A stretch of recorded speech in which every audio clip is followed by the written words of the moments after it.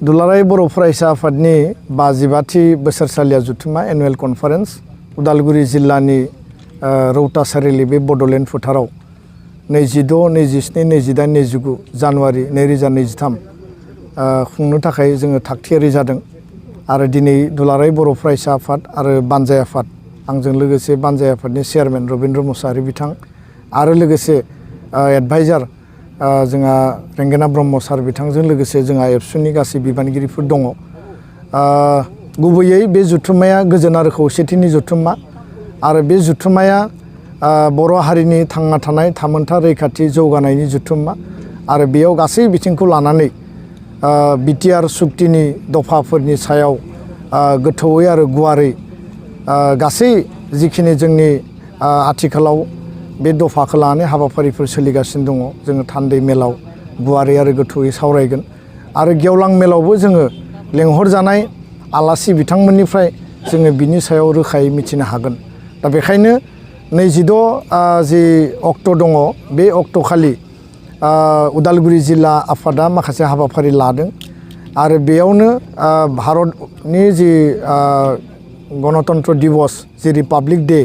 बेखौ बानजाय आफाद एबसु जहै ओनसोलनि रायजो राजाखौ लानानै जोङो जहै खुंफुंनो थाखाय बेयाव थिग खालामदों। मोनाबिलियाव माखासे जोंहा हारिमुवारि आयदानि हाबाफारिफोर दङ। 27 अक्ट'खालि जोंनि गासै दुलाराय बर' फरायसा आफादनि जि आसाम नाङै जिल्ला आफादफोर दङ, इउनिभार्सिटि कमिटिफोर दङ आरो आसामनि बायजोआव West Bengal state committee, Meghalaya unit committee, Shillong unit बा गुबुन गुबुन जिफोर जोंहा इउनिट कमिटिफोर दङ बिथांमोना बयबो बाहागो लागोन आरो बेबायदियैनो जोङो CWC मिटिं लाखिदों 3 बाजियाव आरो 4 बाजिनिफ्राय जोंहा बिटिआर बड'लेण्ड बर' पिस एकर्डनि जि मोनसे सेलेब्रेसन जिहेतु 27 जानुवारिया एकर्ड डे 2020 मायथाइयाव सुक्ति जादोंमोन आरो बेखायनो बे खालि जोङो आसामनि मन्त्रि इउजि ब्रह्म बिथांखौ जोङो हांख्रायदों। बिटिआरनि मानगोनां चिफ प्रमद बर' बिथां, बर' कसारि काउन्सिलनि चिफ मिनेश्वर बसुमतारी आरो बेयाव गोजोननि थाखाय बेलुन आरो फारौ बिरहोगोन गबिन्द चन्द्र बसुमतारी NDFBनि बारग' आफादगिरि आथिखालाव डेपुटि चिफ बिटिआरनि आरो बेयाव 2 MP रोनगोरा नार्जारी राज्य सभानि मानगोनां MP आरो मंगलदै समस्तिनि MP दिलीप सयकिया बिथांखौ हांख्रायदों। बानजाय आफादनि सबिनुर बड'लेण्ड मुंजों जि सबिनुर बानायदों बेखौ बिथाङा बेखेवगोन आरो बेयाव NDFBनि 4 आफादनिबो दैदेनगिरि बिबानगिरि आरो जोंनि गासै सोमावसारनायनि जिखिनि बारग' दैदेनगिरि बिथांमोनखौ जों हांख्रायदों। मोनाबिलियाव जोंहा डेलिगेट इनागुरेसन दङ। क'क्राझार गभर्नमेन्ट कलेजनि प्रफेसार डक्टर कमल बड'सा बिथाङा बेखौ जोंहा बेखेवनानै होगोन आरो जों जिहेतु गुनगोनां सोलोंथाइ लोगोसेनो समाज फोसाबनाय, समाज जौगानाय, बड'फानि आदर्श जों बर'खौ बुहुमाव बे गेरेमसा माहारि हिसाबै दानायनि जिहेतु जों हाबा मावबाय थादों। दा बेखायनो नैबे ड्राग्स, जौ जुवा, दायना दायनि, उन्दै बैसोआव हाबा जानाय, मानसि लांखारनाय आरो बायदिसिना समाजारि जिखिनि बेरेखा हाबाफारिफोर दङ बेखौ गैया खालामना माब्रै हायो बेनि थाखाय जिहेतु यां मिजु एस'सियेसना साक्सेसफुलि मिज'रामाव खामानि मावबाय थादों। बिथांमोना समाजखौ फोसाबनाय, समाज जौगाहोनाय, सोलोंथाइनि जौगाहोनायनि हाबा मावदों। दा YMAनिफ्राय 2 सिनियर मस्ट दैदेनगिरि जोंनि डेलिगेटआव बाहागो लागोन आरो बे गासै बिथिंनि सायाव डेलिगेटआव गुवारै आरो गोथौयै सावरायगोन। बिनि उनाव जोंहा देंखो मुसे 2, 3 देंखोगिरि दैखं खुंगुर बसुमतारीनि मुङै बेयाव जोंहा बेखेवनाय दङ। बेखेवगोन जोंनि मानगोनां सुलेखा बसुमतारी गागि मेथाइ खनगिरि बायदेवा आरो बिग्राय ब्रह्म बिथाङा बाहागो लागोन। नबजित नार्जारी जोंनि जाय DID लिटिल मास्टारनि चेम्पियन आरो गोबां मेथाइ खनगिरि बिथांमोना बाहागो लागोन। 28आव जोङो फुंबिलियावनो एबसुनि जोंहा आर'ज मेथाइ थागोन। एबसुनि जोंहा गासै फिरफिला मिरुनि आरो जिल्लानि फिरफिला बिरहोगोन। जोंनि गेदेमा जायफोर मुंख्लं बिथांमोनखौ बिर जोहोलाव बिथांमोनखौ जोङो मुंख्लं बावगोन आरो गेदेमा सुबुंफोरनि मुङैबो जोङो बिबार बावगोन। बिनि उनाव जोंहा इडुकेसननि सेमिनार दङ 10 बाजिनिफ्राय आरो बे 10 बाजिनि इडुकेसन सेमिनाराव आसामनि सोलोंथाइ मन्त्रि डक्टर रनज पेगुखौ जों हांख्रायदों। लोगोसेयैनो राजस्थाननि सासे रिटायार्ड IAS अफिसार अजय मेहता बिथाङा सोलोंथाइनि सायाव खामानि मावदों बिथांखौ जों हांख्रायदों आरो बे हाबाफारियाव बर' थुनलाइ आफादनि मानगोनां आफादगिरि तरेन बर' आसुनि chief adviser doctor Sumajal Kumar Bhattacharya जोंहा प्रिन्सिपाल आदाराम बसुमतारी प्रफेसर फनेन्द्र गयारी बिथांमोना बाहागो लागोन जोंनि टेलेन्ट सार्च आनजादनि क्लास 9 10 नि टप 3 साथाम सा 6खौ जोङो बरायगोन 13 जन APSC सिभिल सार्भिस जायफोर साक्सेसफुल क्रेक खालामबाय बिथांमोनखौ जों बरायगोन लोगोसेनो Madhuram Boro' best teacher award LP ME आरो हाई स्कुल बिथांमोनखौ जोङो बरायनायनि थाखाय जों हाबाफारि लादों सेकेन्ड हाबाव जोंहा दङ स्किल एन्टारप्रिनारशिप आरो इउथ एम्पावारमेन्ट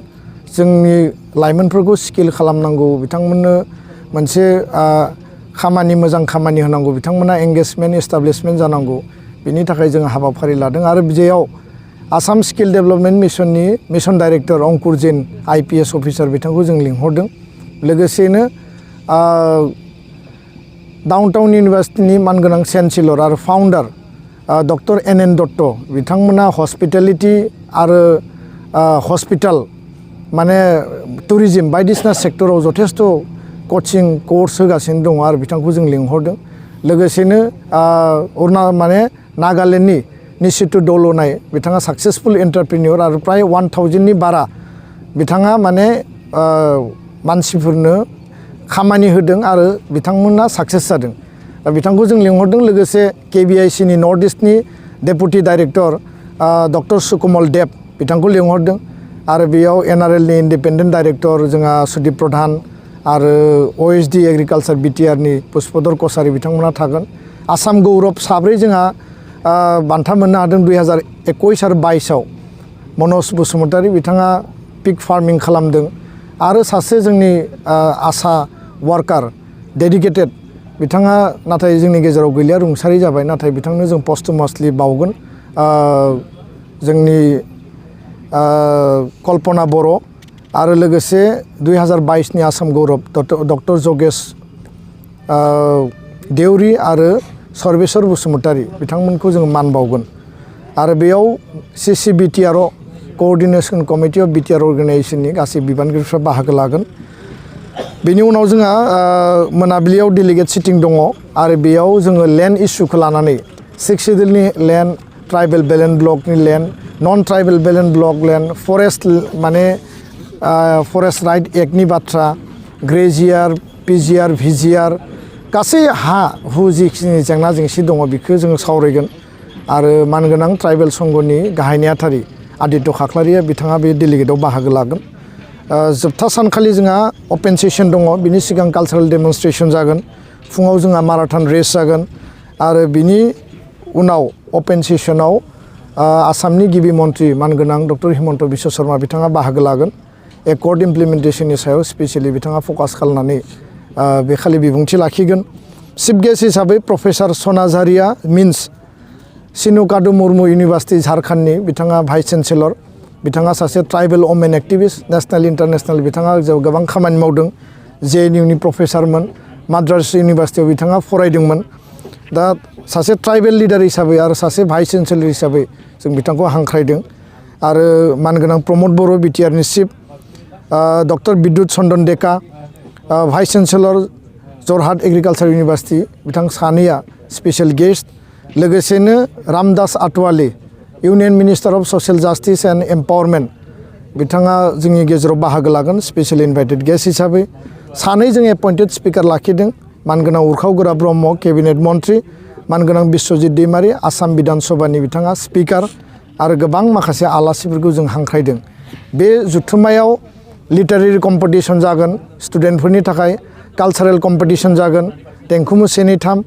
आरो लोगोसेनो जोंहा स्पर्ट्सनियाव गायदे हेलेना जोंनि बर' फार्स्ट वमेन मार्टियार बिथांमोननि मुङाव काबाडि कम्पिटिशन लोगोसेनो जोहोलाव सोमला बसुमतारीनि मुङाव भलिबल कम्पिटिशन आरो माखासे बादायलायनाय हाबाफारिफोर थागोन दा बेखायनो जोबथा साननि गेवलां मेलाव 1 लाखनिबो बारा सुबुं बेयाव थुबुर जानायनि थाखाय जोङो लाहार फाहार खालामदों आरो बयखौबो खावलायबाय जे बेयाव लैहोर लैहोर बाहागो लाफैनांगौ जोंनि गामिनिफ्राय ओनसोलनिफ्राय उदालगुरि जिल्ला बा सनितपुर जिल्ला तामुलपुर जिल्ला बाक्सा जिल्ला चिरां क'क्राझार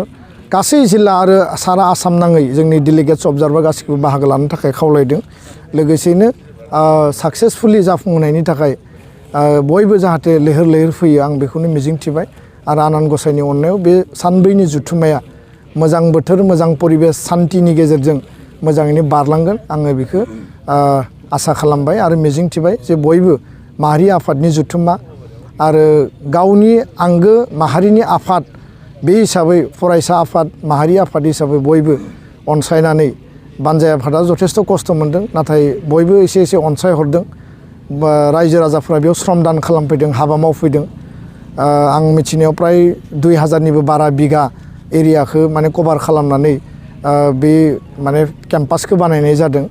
आरो जिखिनि हायो बानजाय आफादा थाखा फैसानि आंखाल बा